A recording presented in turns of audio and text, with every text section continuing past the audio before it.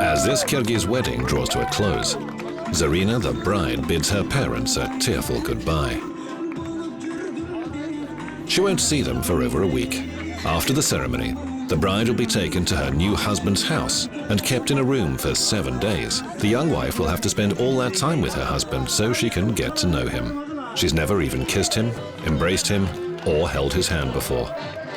What's more, not one of the guests can be certain that the groom has ever even proposed to Zarina, or if he simply kidnapped her.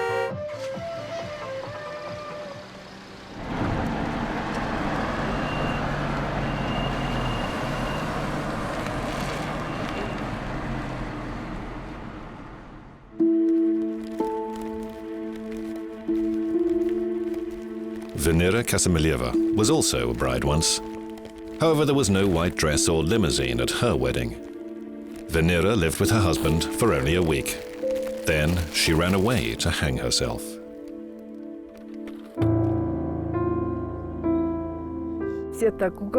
Everyone was trying to persuade her that living together will be okay. And this boy was also crying hard, trying to talk Venera into this marriage. She wanted to give it a try. However, it didn't work.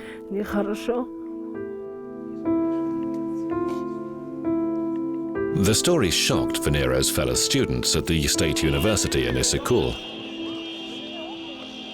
as Venera had been kidnapped not from the remote countryside or even a dark alleyway, but on her way home from school in broad daylight.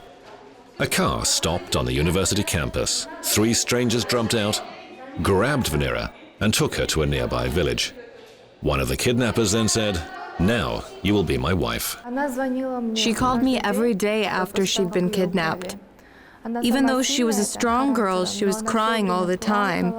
She kept on saying that she just didn't like it there. I told her to go away and to tell her sisters everything, but she was scared. She thought they would tell her to just stay there. And that's why she didn't tell anyone a word.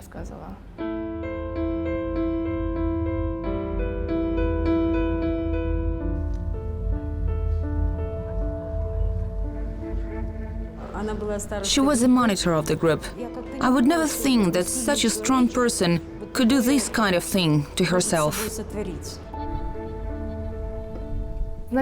She wanted to be famous, and she could have been if she was still alive.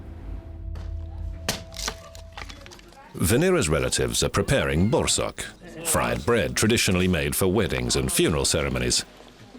Every time the neighbors get together, they reminisce about Venera, but they believe that you can't escape from fate. The Kyrgyz have this kind of mentality. Once a girl gets married, she has to live with a man no matter what. Even if he is a freak, even if he is King Kong. Venera Kasimilyeva's tragic story could have been written off as a unique case, were it not for the fact that just a year later, another girl, Norzat Kalikova, also took her own life. And a year after that, Iris Kasimbai did the same thing. None of the 3 girls were able to live with the shame of forced marriage. Almaz Ismanov, an author from the capital Bishkek, has chosen to write a book on the subject of Kyrgyz brides. He's called on his friend Aziz to join him. Their views on wedding traditions have never been the same. Aziz has 2 grown-up daughters who are to get married soon. Their father calls on them every evening. But before leaving, he warned his daughters not to spend time outside the house. After school, the girls are to head straight home. Aziz's greatest fear is that they may be kidnapped. There are some guys from the mountains who don't care at all if she's 15. After all, her age is not written down on her forehead, and they have no idea she is only a schoolgirl, so she is very likely to be kidnapped. Sometimes when I hear some guy calling her, I ask her who he is and why is he calling. Oh, do you? Yes, she's too young for that. What if classmates call them? No, they should only call in the afternoon. I have a son too. He studied in the same school as her, so many in our district know him and are somewhat afraid of him because he is the champion of Kyrgyzstan. In fighting off admirers? Yes, in fighting off admirers. The two friends are planning to travel around the country to look into why this tradition has led to so many tragedies. I do not understand why the girls hung themselves like that. It's foolish. Why hang themselves only because they felt ashamed? Time works wonders. For example, he could have died an early death and she would have got everything he had. According to the Kyrgyz Women's Help Center, almost a third of all married women in the country were kidnapped by their husbands. For instance, in the Isayev family, the brides have always been kidnapped. They simply consider it a tradition. As custom dictates, the youngest son must live with his parents. His wife is obliged to do all the household chores, cleaning, cooking, and gardening. She must also take care of her in-laws. All the mother-in-law has to do is babysit her grandchildren. And this continues until the girl's own child grows up and takes his wife into the house and repeats the cycle. The custom has existed for centuries. Kidnapped girls eventually learn to live with their husbands and even become grateful for having been chosen. He drove a tractor. He'd work in the field and then spend the night in our house. He was young, so he had fire in his blood. And he fell in love with me. That was the case, wasn't it? Yes, that's true. She was beautiful and smart. Once I saw her, I immediately dragged her into my tractor. But she liked me too. Well, of course I liked him. Otherwise, I wouldn't have given birth to 11 children. How could that have happened if I didn't like him? Azimat Isayev kidnapped his wife from a music school because he himself liked to play the guitar and sing. After they were married, he and his wife Samara sometimes organized concerts at different family occasions. But now they've given that up. They say they have so many chores that there isn't time for singing songs. I used to live at a student dorm then. My roommates and I went to sleep one night. Suddenly there was a knock on the door. Open up, it's the police, we're checking documents. As we opened the door, some 7 or 8 guys surrounded me. They grabbed me and brought me here. If my husband turned out to be bad, I would probably leave him. But Azimat is a good husband. However, in the district where the Isayevs live, there have been 3 suicides.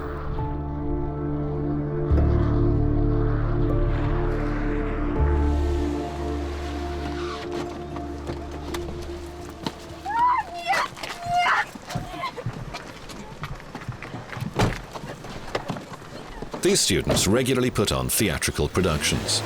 This play discusses how brides are often kidnapped. A girl is taken to her future husband's home, where she's surrounded by his relatives who try to put a white scarf on her head, the symbol of marriage. Doctors, teachers, and lawyers are among most sought-after brides in Kyrgyzstan. Let's say she starts speaking here. Let's say that the girl has not graduated yet. She has graduated.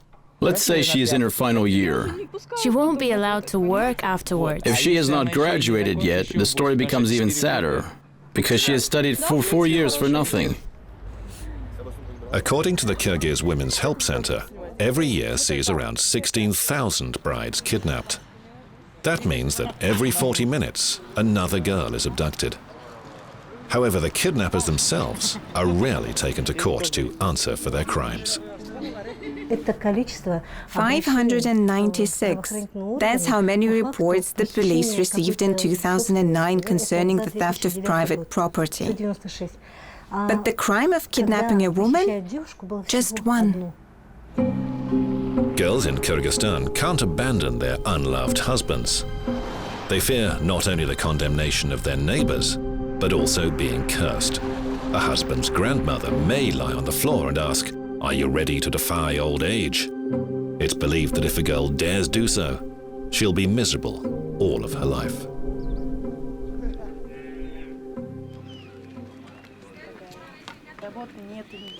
Bakhtigulia Imangulova's mother still can't forgive herself for having obeyed the old woman and not helping her daughter to escape.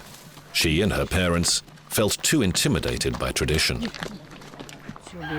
She said that if we took her away, both of us will suffer a lot. She said she was going to curse us. And my mom said that we could not disobey the woman as she was so old.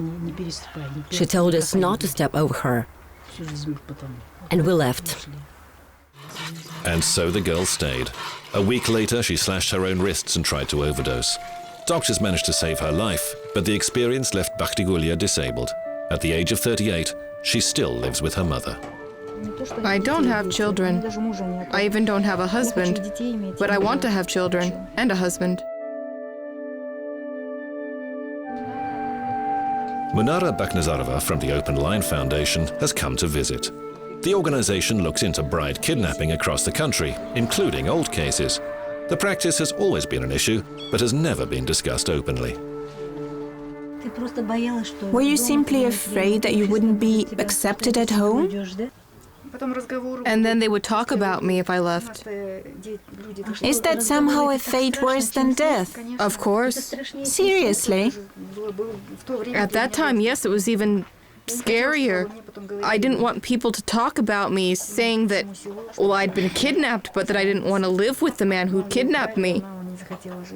Everyone believes that if you're kidnapped, you have to just agree to it.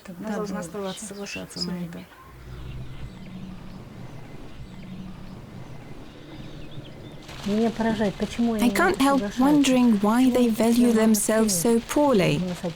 We had just one case when a girl stepped over an old woman and said, "Excuse me, old woman, but this is my life and I won't let anyone manipulate me." Although not every Kyrgyz family has a sad story of kidnapping to tell. I was turning 18 when I met her. In the spring, I was conscripted into the army. I returned to discover that they kidnapped her the day before I got back. But what could I do? It was fate. There are some traditions that I like, and there are some that I don't like at all. I don't understand some of them. When I was about to get married, well, we are not supposed to talk about our intentions openly, so I put it bluntly that I loved their daughter and wanted to marry her. I asked them if they would let me, and then there was a long pause, and I realized I was too open. But then everyone smiled diplomatically and asked who wanted to have some pilaf. The two friends have many stories, but now continue their journey to explore why those who've ruined other people's lives do not receive proper punishment.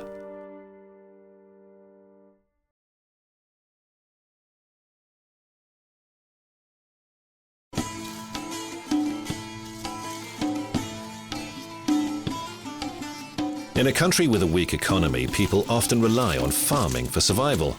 This means hard work that doesn't always pay off. The price for 10 kilograms of cotton is only $1, even though it takes a laborer a whole day to gather that much. And they don't even get the money. Instead, they're paid in cotton oil. That's why most of the workforce heads to Russia, Kazakhstan, or other foreign countries to seek employment. Most of the money they earn is spent on wedding ceremonies.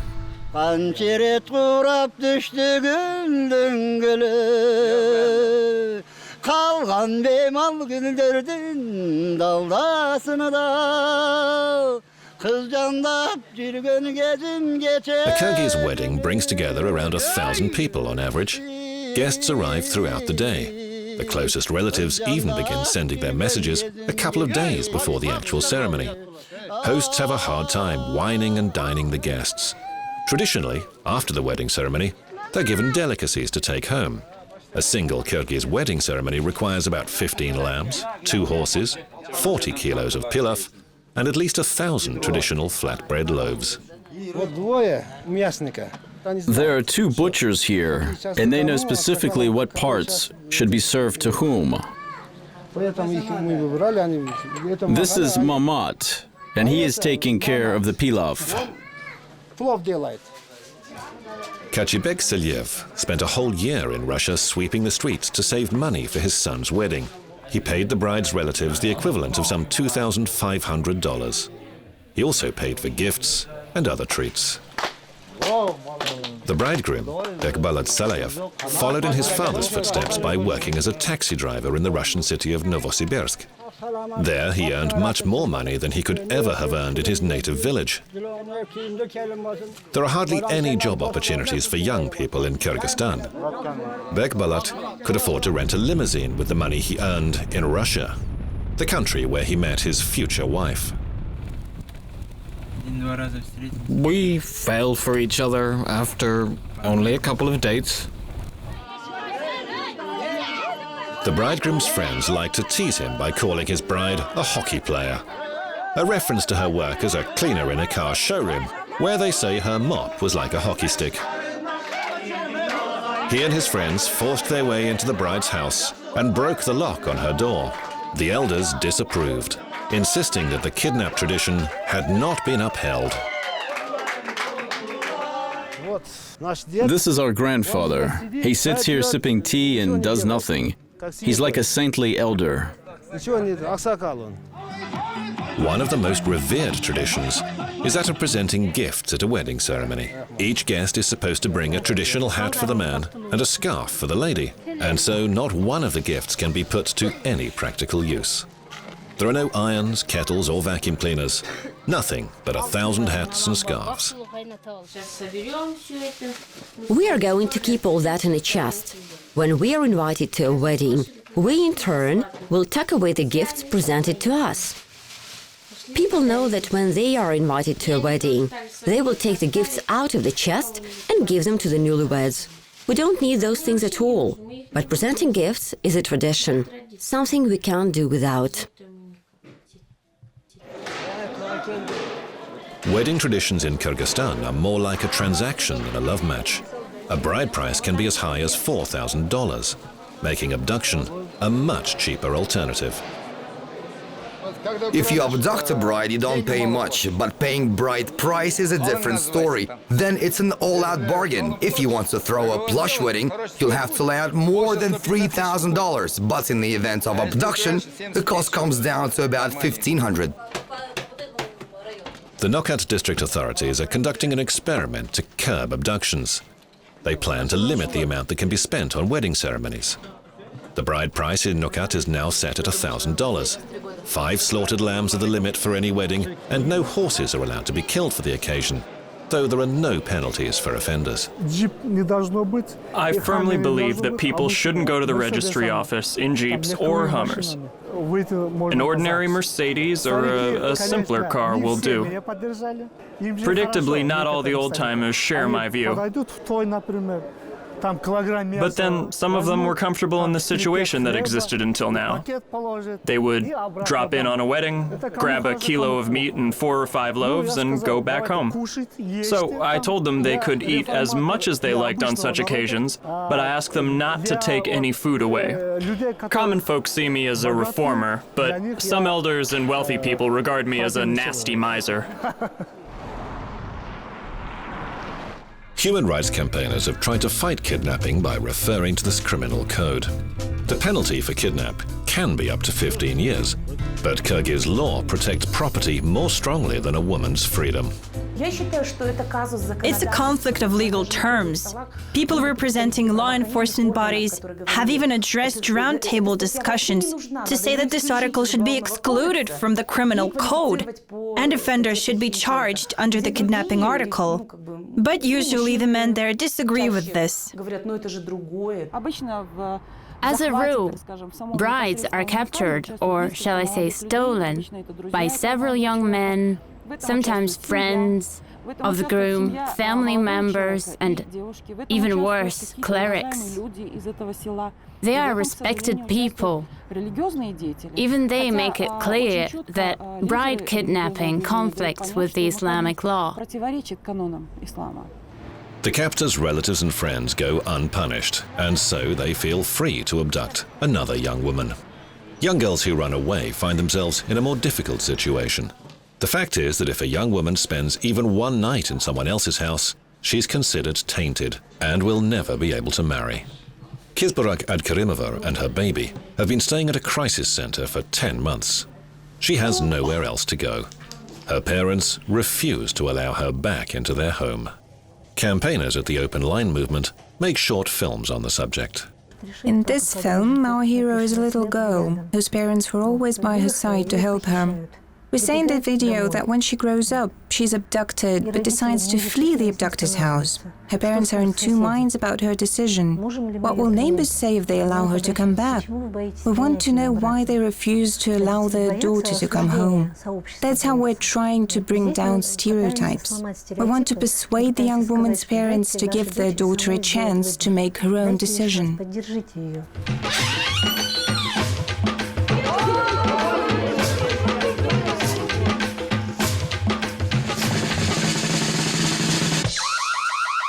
The videos point out that abduction is a criminal offense, but kidnappers are only given 3 years in prison.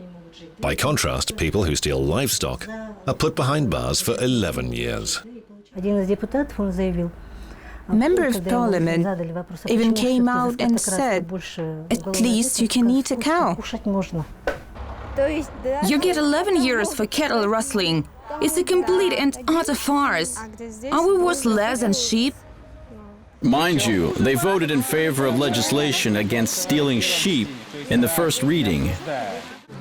Campaigners from Open Line take to the street to tell young women what they should do if abducted. They're told not to be afraid of anything and to immediately go to the police. Do you know what to do if you're abducted? Do other girls know? I don't think they do, because they stay on in many cases. Do you know what is the right thing to do in case you were abducted? We must scream and shout, "Let me go!" We've heard a lot of different stories. Some of them are astounding simply because they are routine. Somebody comes and kidnaps them. That's the end of it. You begin wondering whether such traditions are traditions at all. The author Almaz and his friend Aziz have traveled around Kyrgyzstan for 2 weeks. During that time, they have only come across one young woman who has defied tradition. Her name is Venera. Unlike others in the same situation, she didn't cry, but tried to settle the matter amicably with the bridegroom's parents. For this family, it will be a disgrace if the bride leaves. But I told them, let's not argue. You just let me go, and that will be it. Her abductors were determined to persuade Venera to stay with them, but she refused to give in. When she called her father, he sent her brothers to bring her back. As soon as I saw them, I tossed the scarf away. And then the guy showed up. With tears in his eyes, he pleaded with me not to leave him. He said he loved me and so on. And I told him, then you should have said that to begin with. Venera resumed her studies at university and found employment, but her parents still believe that leaving the family was wrong. They argue that Venera is now 24 years old and past her prime by Kyrgyz standards. I think that these traditions and stereotypes of ours are just terribly outdated. The two travelers were in for another surprise after that encounter. The first man to be charged with abducting a bride had been convicted in Kyrgyzstan.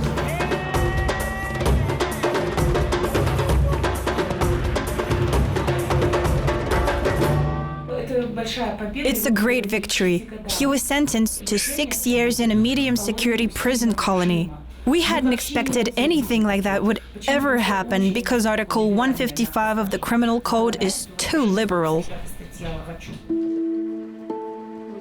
The parents of one of the dead young women are sick and tired of gossiping neighbors. Her mother keeps the house doors shut and shoos passers-by away. She blames herself for her daughter's death. The bridegroom stole a wrist during the night after phoning to lure her away from the house.